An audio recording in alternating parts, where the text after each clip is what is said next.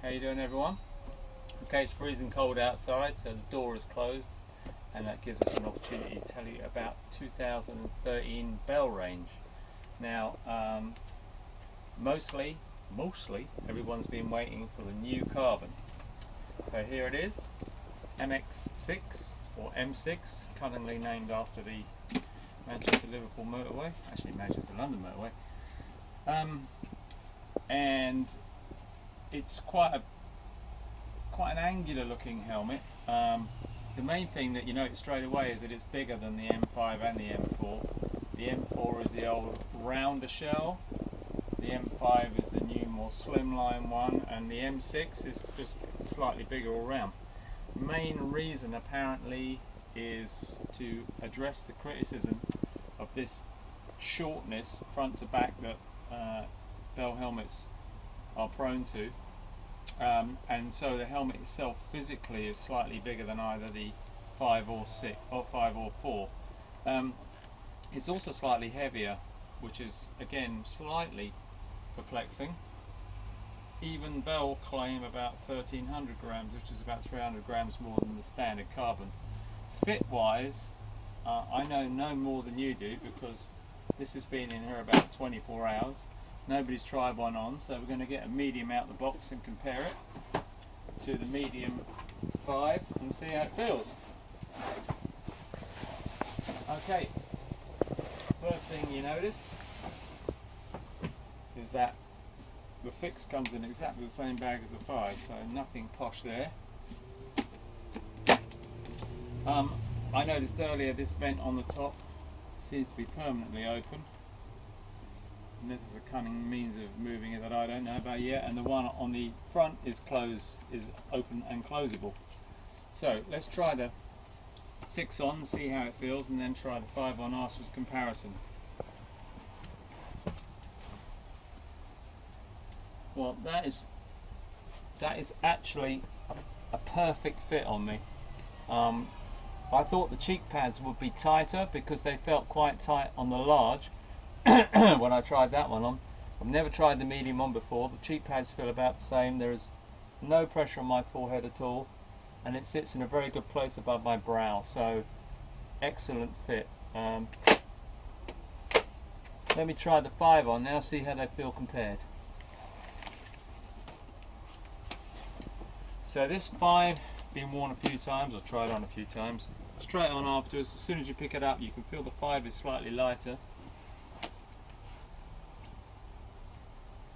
And it feels actually just a little bit more small. It feels nearer my chin, so they're right, the 6 has increased the volume of the helmet and moved it away from the head, from the pivotal points of the head, and it is actually a tiny bit tighter on my forehead, although I've never really had a front to back problem with a bell, having such an exquisitely proportioned Slavic head as I do, so no problems for me, but I know a lot of people do struggle with that.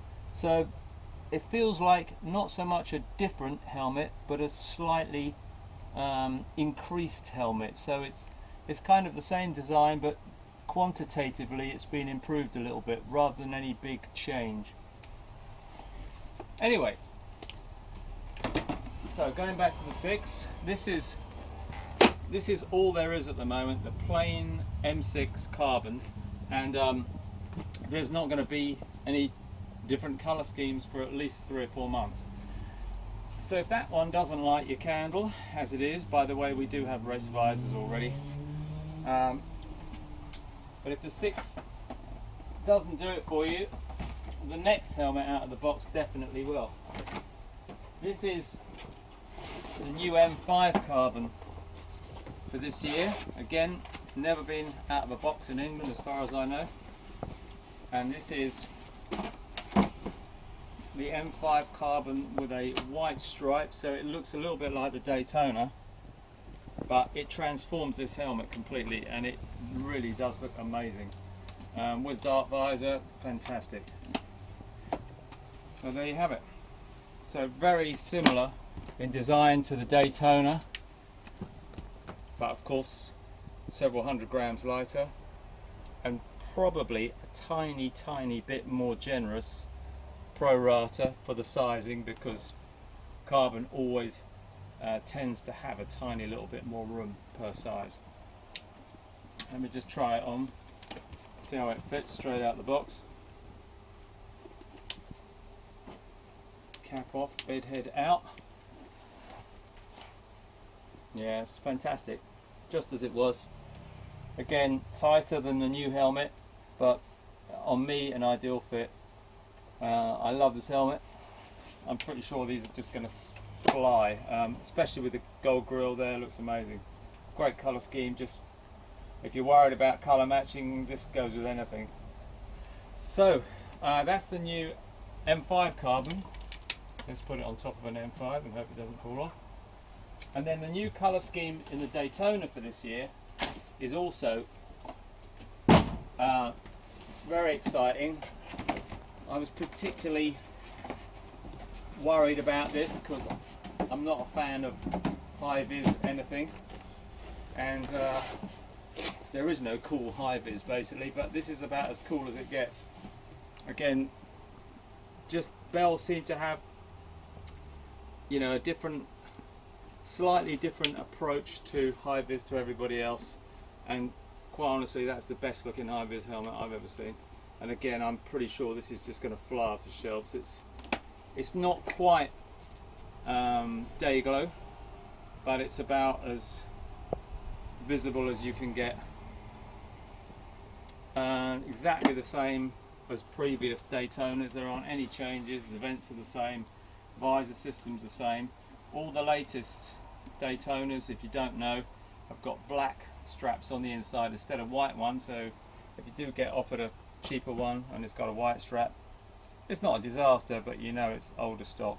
So the newer ones have the black straps, obvious reasons, they don't get dirty. Again, you've got movable vents on the front, so you can adjust the airflow there, and on the top they're fixed. And that's it for this year. Oh, one more, forgot to mention, blue and white Suzuki colours mostly has been reintroduced for this year. So people who told me a couple of years ago they were depressed that they'd withdrawn it just as they bought a bike in those colours can now get a matching crash helmet. That's it, team.